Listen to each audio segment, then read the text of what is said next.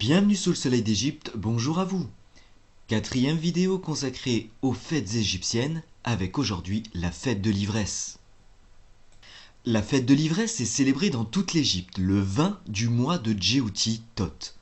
Ces festivités qui ont lieu au premier mois de la première saison de l'année Achet visaient à rejouer l'apaisement et le retour de la déesse Hathor, fille du dieu solaire Ra. La belle Hathor est la déesse de la joie et de la musique, de l'ébriété et de la sexualité. En résumé, sexe, drogue et rock'n'roll.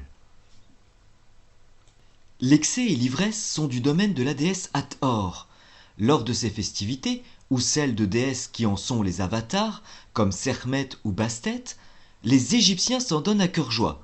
Lors de banquets accompagnés de danse et de musique, on mange jusqu'à en vomir, on boit jusqu'à l'ivresse et on fait l'amour pour célébrer le plaisir de la vie.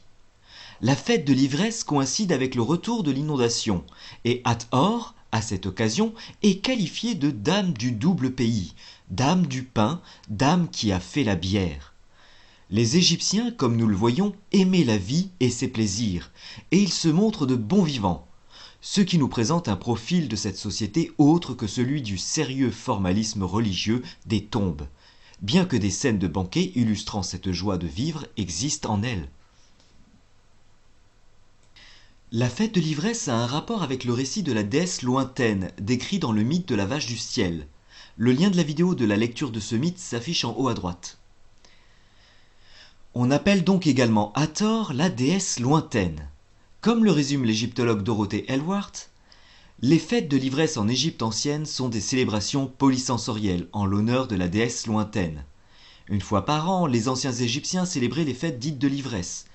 Mentionnées pour sûr dès le Moyen Empire, vers 2100 avant Jésus-Christ, attestées au Nouvel Empire, vers 1500 avant Jésus-Christ, et très bien décrites à l'époque gréco-romaine, du IVe siècle avant Jésus-Christ au IVe siècle après Jésus-Christ, ces festivités pourraient même remonter au premier temps de l'Égypte, vers 3500 avant Jésus-Christ. Ces festivités visaient à rejouer l'apaisement et le retour de la déesse Hathor, fille du dieu solaire Ra. Elles faisaient en grande partie référence à des épisodes mythologiques décrivant l'exil de la déesse en Nubie, voire jusqu'au Soudan, sous la forme d'une lionne furieuse dont les saccages répétés avaient entraîné le chaos dans tout le pays. L'apaisement de la déesse lointaine, son retour en grande pompe vers l'Égypte, son accueil joyeux et sa réinstallation dans ses sanctuaires avaient permis de rétablir à la fois l'ordre et la création, via le retour de la crue.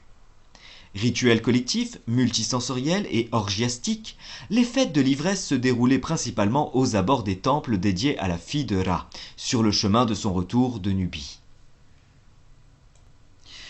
Voilà ce que dit Jean-Claude Goyon dans un petit article nommé Hathor, l'ivrée et l'ivresse. Dans l'Antiquité égyptienne, être pompette n'était pas un crime, a priori. Toutefois, l'ivresse publique, désordonnée, qui conduit l'individu en état d'ébriété à molester les passants, démolir les murs de briques crues des maisons pour les jeter à la tête de ceux qui, depuis la ruelle, essayaient de le calmer un peu, le forcener, eh bien cette ivresse-là n'est pas chose conseillée, ni même aisément admise. Si l'on boit bien et sec, c'est pour chanter et passer un jour heureux, et non dépasser les bornes de la convenance. L'idéal est l'ivresse qui ne fait pas trébucher. À cette ivresse convenable, il existait un précédent de taille, la tradition relative à l'œil de Ra, conservée pour l'essentiel dans le livre de la vache du ciel, des tombes royales du Nouvel Empire, mais dont les premiers témoins apparaissent dès les débuts de l'histoire écrite de l'Égypte. Relatant sous forme de récits légendaires le temps lointain des bouleversements climatiques de la fin du Néolithique qui aboutissaient à la désertification de l'Afrique orientale, les archives sacrées de la vallée rendaient ainsi les événements. Excédé des méfaits des humains à qui il avait donné le monde, le créateur Ra-Atum décida de les détruire. Il mua son extraordinaire pouvoir d'embrasement de toutes choses en un cobra crachant le feu, l'Uréus, son œil destructeur. Puis, afin de ne procéder qu'au massacre des humains sans trop endommager le reste de la création, il lui donna la forme d'une lionne dévorante et qui, malgré cela, continuait à être de feu. Car au dire de la version récente du récit, écrit en démotique, les buissons eux-mêmes crépitaient sous les flammes à son passage. Derrière ces images se dissimule l'effroyable réalité que subirent les hommes de l'Est africain lorsque disparurent les pluies et que les fleuves et mares s'asséchèrent totalement. Le soleil détruisait la vie. Ceci paraissait tellement impossible pour les Égyptiens qu'ils estimèrent que le miracle du Nil ne pouvait provenir que d'un remords du souverain de l'univers, devant l'ampleur du désastre. Contraire à l'ordre de la Maat, cet équilibre indispensable de tous les cycles naturels, l'élimination de l'homme, sa propre créature, ne pouvait demeurer l'œuvre de Ra. Celui-ci devait donc rappeler son œil déchaîné, et très vite, à peine de le voir échapper à tout contrôle et de ne plus être l'instrument de punition de l'omnipuissant, mais à rebours le mal, dominateur des forces de l'équilibre du monde. Ra lança injonction à sa fille, l'œil de Ra, la lionne puissante Sekhmet, d'avoir à quitter le sud où elle exerçait alors ses ravages. De l'extrême Nubie soudanaise où elle sévissait, Sekhmet nargua Ra, loin au nord à Héliopolis-Yonou. Celui-ci envoyait messager sur messager, mais la furieuse se délectait tant du sang des humains que plus rien ni personne n'était en mesure de la dompter. La seule vue d'un homme la comblait d'aise, assurément, mais pour le dévorer. Le stratagème qui devait réussir, mis au point en désespoir de cause, fut d'expédier sous l'apparence d'un babouin, malin comme un singe, dit-on, celui qui devait approcher Sekhmet et surtout la duper pour la ramener à la raison. Et ce fut Djeoutitot. D'autres traditions nomment Chou ou Rondsuchou. Djéouti atteignirent le lointain Soudan. La lionne n'avait plus laissé âme qui vive et le paysage était saccagé. Surtout, faute d'hommes, le félin s'attaquait à n'importe quoi désormais. Et, manquant du sang des hommes, qui lui était devenu essentiel, elle s'enfonçait de plus en plus vers le cœur de l'Afrique en quête de nouvelles proies. Génie du singe sauveur des hommes ou ruse grossière à l'usage d'une brute animale que le sang rend fou, toujours est-il que le piège tendu par Totronsuchou fonctionna parfaitement.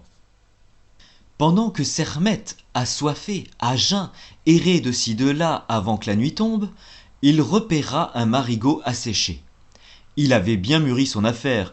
La latérite du fond de la cavité était bourrée d'ocre rouge, le didi des anciens Égyptiens. Et mouillé, le liquide qui l'imprégnerait allait acquérir la couleur et la consistance du sang, à défaut d'en avoir l'odeur. Épuisée quelque part au loin, la lionne avait abandonné la quête et l'obscurité la forçait au sommeil. Alors le chef babouin Tot et ses congénères rameutés brassèrent autant de bière additionnée d'alcool de figue et de dattes fermentées qu'il était nécessaire pour remplir la mare. Ils agitèrent bien, veillant surtout à ce qu'à l'aube, quand Sekhmet s'éveilla, la mare fut rouge, terriblement rouge, et aussi que la succulente odeur d'alcool se répandit au vent. Les babines de la furieuse ne purent faire autre chose, au souffle d'air de l'aube, que de capter ce délicieux fumet. Quelque bon et la flaque rouge est atteinte, et la privation atroce aidant, d'un coup le félin lappe le contenu.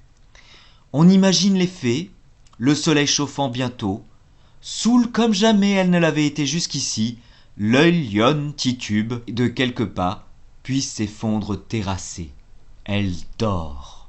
Son sommeil terminé, 2 longues heures plus tard, elle a tout oublié, et Ra, vainqueur de sa propre chair, de sa propre substance qu'il avait cru un temps ne plus pouvoir maîtriser, donne à l'œil calmé l'apparence la plus charmante et la plus désirable, celle de la jeune et belle femme qu'est Hathor, dame de l'amour humain, de la beauté et de la félicité retrouvée, celle dont le rayonnement mystique l'environne de turquoise et de lapis-lazuli, du vert de la faïence et de tous les végétaux richement nourris de l'eau du miracle. L'eau du miracle, là est bien le nœud de toute l'affaire. L'astuce du babouin est celle qui renverse le cours des inexorables catastrophes naturelles. Le substitut du sang des hommes est un mélange d'eau et de produits fermentés, certes, mais il est plus que cela. Il est le symbole du retour à l'équilibre, tout comme il y a des temps infinis le fut pour les humains mourants le déferlement des premières eaux de la crue d'Api, notre Nil dévalant des hauts plateaux du Kenya et d'Éthiopie, au temps voulu de l'année. Là où plus aucune lionne, plus aucun singe, plus aucun homme n'avait bu, des années de misère durant, apparaissait l'eau et renaissait la vie. Dès lors, on ne peut plus parler de mythe, mais d'image du monde, quand le soleil se conjugue avec la domination des eaux. Il y a la vallée, il y a l'Égypte, et désormais, du lointain sud, un chaque cycle renouvelé selon Maat, l'œil de rat barbouillé des ocres rouges de Nubie, fait sa transformation en la divine douceur d'Hathor, s'extrayant de la peau rougeâtre de la lionne pour être l'eau bleue de la naissance, succédant au liquide vital qui, répandu et bu par le néant, est la mort.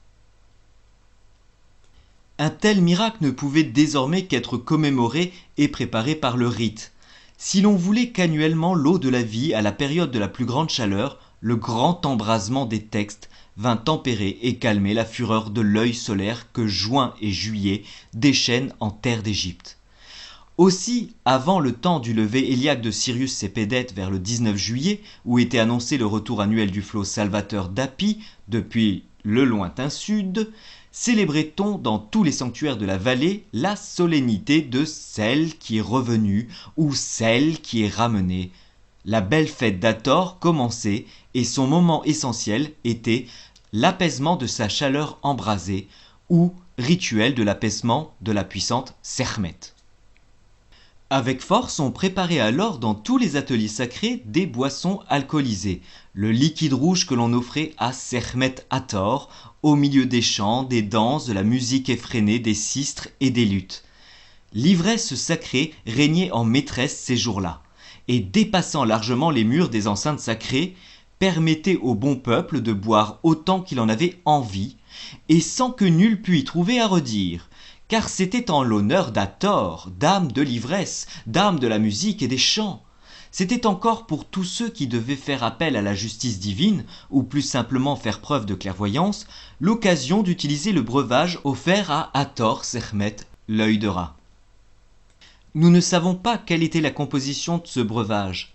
D'autres écriront un jour ce que contenait réellement le vase Ménou, solennellement consacré à l'œil divin, et dont le liquide était ensuite absorbé par l'interprète des oracles ou le justiciable.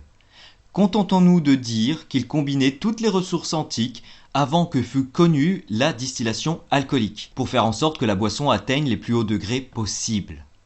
Au passage, il est peut-être utile de signaler que les vins les plus forts connus en Égypte, dès la plus haute antiquité, sont ceux des oasis de Siwa, d'Akhla, Kharga ou encore ceux de Farafra.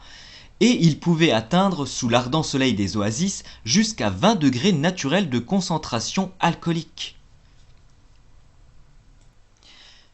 Nous l'avons vu, les fêtes de l'ivresse sont très liées à la nouvelle année et au retour de l'inondation, et donc de la fertilité de la terre au pays d'Égypte. Pour l'occasion, les statues de la déesse Hathor étaient portées et sorties en procession dans tous ces sanctuaires du pays, avec une participation à grande échelle de la population, sous la protection du roi. C'est vrai qu'une fête avec distribution d'alcool, ça ramène toujours du monde. Ces festivités polysensorielles étaient perçues comme propres à produire et à renforcer un sentiment d'attachement communautaire entre les individus au sein d'un groupe social et envers les puissances divines. En tout cas, la fête de l'ivresse nous montre encore une fois de plus que les Égyptiens, loin d'être des gens doloristes et austères, aimaient la vie et ses plaisirs simples. Voilà, j'espère que cette petite vidéo vous a plu. Commentez, abonnez-vous, on n'oublie pas le Djeba Irtiou, le pouce bleu ça fait toujours plaisir. Si vous voulez me soutenir sur Tipeee, le lien est dans la description. Activez la cloche pour être averti des nouvelles vidéos. On se retrouve bientôt pour la suite. D'ici là, portez-vous bien et faites un jour heureux. Irek Eru Nefer. Hotep!